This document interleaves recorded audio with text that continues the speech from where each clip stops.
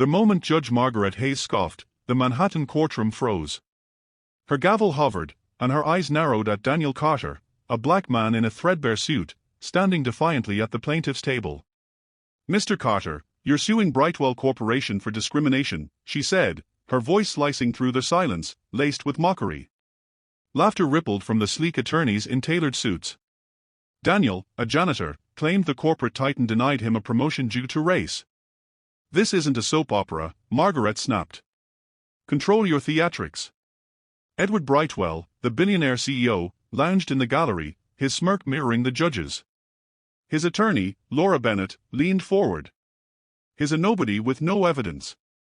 Daniel's daughter, Sophie, 16, gripped her notebook, her eyes darting between her father and the judge. The bailiff, John Miller, muttered his toast. But Daniel didn't flinch. His steady gaze met Margaret's, and something in his calm unnerved her. The room's air thickened as whispers died. Sophie's pen stopped scratching. Laura adjusted her glasses, sensing a shift. Daniel stood taller, his silence louder than the judge's scorn. A storm was brewing, and no one, not even Edward Brightwell, saw the lightning about to strike. The courtroom's tension coiled tighter as Judge Margaret Hayes leaned back, her smirk fading into impatience. "Mr. Carter, present your case or sit down," she barked. Daniel stepped forward, his worn shoes squeaking on the polished floor. Every eye followed him, attorneys, spectators, even Edward Brightwell, who shifted uncomfortably in his seat. Daniel's voice was steady, deliberate. "Your Honor, Brightwell Corporation denied me a promotion I earned, not because of my work, but my skin." Laura Bennett shot up. "Objection." "Speculation." Margaret waved her off, curious despite herself. Sophie, seated behind Daniel, clutched her notebook, her knuckles pale. She whispered to her friend, "Rachel, he's got this." Rachel, a law student volunteering at the community center, nodded, her eyes wide. Daniel pulled a folder from his bag, yellowed, dog-eared, but meticulously organized. "These are my performance reviews. 5 years, exemplary ratings." The room hushed. Laura scoffed, but her confidence wavered. Edward's jaw tightened as Daniel continued, "I trained their managers, yet they promoted a white intern over me." Margaret's brow furrowed. John, the bailiff, exchanged a glance with a clerk. Outside, a crowd gathered, drawn by whispers of a janitor challenging an empire. Daniel's next words would change everything. The courtroom held its breath as Daniel Carter opened his folder, his hands steady despite the weight of scrutiny. "Your Honor," he said, voice clear, "I'm not just a janitor. I'm a scholar." Gasps rippled through the gallery. Judge Margaret Hayes's eyes narrowed, but she didn't interrupt. Daniel slid a document across the table. "This is my Ph.D. in constitutional law from Columbia, earned while working nights." Laura Bennett's face paled as she scanned it. Edward Brightwell leaned forward, his confidence cracking. Sophie's eyes shone with pride, but her hands trembled. Rachel whispered, "His brilliant." Daniel continued, "I co-authored the Equal Employment Act of 2008, cited in this case." The room erupted in murmurs. Margaret banged her gavel. "Order." Laura stammered, "This is irrelevant." But Daniel pressed on. "Brightwell's own handbook quotes my work to claim fairness, yet they violated it." He held up a highlighted page, his words slicing through the air. "I wrote the law they broke." Spectators gasped. John, the bailiff, stood frozen. Outside, reporters scribbled furiously, sensing a story. Edward's smirk was gone, replaced by dread. Sophie smiled faintly, knowing her father's secret weapon was just beginning to unfold. Judge Margaret Hayes's gavel fell silent, her composure shaken. Daniel's revelation hung in the air like smoke. "You wrote the law?" she asked, her tone sharp but curious. Daniel nodded. "Yes, Your Honor. I consulted on the act's drafting while earning my degree. Brightwell's discrimination isn't just personal, it's a betrayal of my work." Laura Bennett scrambled, flipping through papers, her confidence unraveling. Edward Brightwell's face was stone, but his fingers gripped his chair. Sophie whispered to Rachel, "He's been planning this for years." Rachel nodded, scribbling notes. Daniel presented another document, a Brightwell internal memo. This email from HR instructs managers to prioritize optics over merit. Optics meant white. The gallery buzzed. Margaret's eyes flicked to Edward, who avoided her gaze. Laura objected weakly, hearsay, but Daniel countered, it's authenticated by their own server logs. John, the bailiff, raised an eyebrow, impressed. Outside, the crowd swelled, phones buzzing with live updates. A reporter tweeted, Janita Scholar takes on corporate giant. Sophie's heart raced, her father's quiet nights studying weren't in vain. But Daniel wasn't done. He turned to Margaret, his voice low, deliberate. There's more, Your Honor. I have proof Brightwell knew and silenced others. The courtroom braced for impact. The air in the courtroom crackled as Daniel Carter laid out a bombshell. Brightwell Corporation buried complaints from 6 other employees, he said, producing a stack of affidavits. All people of color, all denied promotions, all silenced with NDAs. Judge Margaret Hayes's face tightened, her skepticism wavering.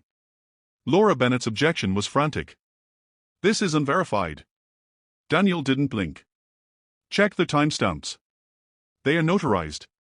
The gallery buzzed louder, phones vibrating with breaking news alerts. Edward Brightwell's polished facade cracked, he whispered urgently to Laura, who shook their head. Sophie's eyes locked on her father, pride battling fear. Rachel leaned in, whispering, he's rewriting the narrative. Daniel continued, I found these in Brightwell's own archives, misfiled to hide them. He slid a USB drive to the clerk. Digital copies, unedited. John, the bailiff, handed it to Margaret, who stared at Daniel with new respect. Outside, reporters jostled, live streaming the drama. A tweet read, Janitor exposes corporate cover-up. Edward's attorney tried to pivot, but Daniel's voice cut through. They thought I was invisible. They were wrong. Sophie's notebook fell, her hands shaking with awe. The judge called a recess, but the room knew, Daniel's next move would shatter Brightwell's empire. The recess stretched the courtroom's tension to a breaking point. Daniel sat calmly, reviewing notes, while Sophie hugged him fiercely. You're amazing, Dad, she whispered. Rachel, beside her, typed furiously, emailing a contact at a major news outlet. Edward Brightwell stormed out, trailed by Laura Bennett, who muttered, we need to settle. In the hallway, reporters swarmed, cameras flashing. A headline blared, Janita Scholar's lawsuit rocks Brightwell Corporation. Back inside, Judge Margaret Hayes returned, her face unreadable. Mr. Carter, proceed. Daniel stood, his voice resonant. Brightwell's CEO personally approved a policy targeting minorities for lower roles. I have his emails. He projected a slide, revealing Edward's signature on a damning directive. Gasps echoed. Laura's face drained of color. Edward sank in his seat, eyes darting to the exit. John, the bailiff, stood straighter, sensing history unfolding. Sophie's heart pounded, her father's years of quiet sacrifice, studying by lamplight, enduring slights, had led to this. Outside, the crowd chanted, Justice for Daniel. Margaret's gavel silenced the room. This evidence changes everything, she said, her tone heavy. Daniel met her gaze. Your Honor, I didn't just write the law. I'm here to enforce it. The courtroom held its breath. Judge Margaret Hayes's eyes bore into Daniel, her earlier scorn replaced by something like awe. Mr. Carter, you're claiming Brightwell's CEO knowingly violated federal law. Daniel nodded, unflinching. Yes, Your Honor. Edward Brightwell's emails prove intent. He handed over printed copies, each line a nail in Brightwell's coffin. Laura Bennett's hands shook as she read them, her defense crumbling. Edward's face was ashen, his empire teetering. Sophie gripped Rachel's hand, whispering, "He's unstoppable." Rachel nodded, her phone buzzing with media requests.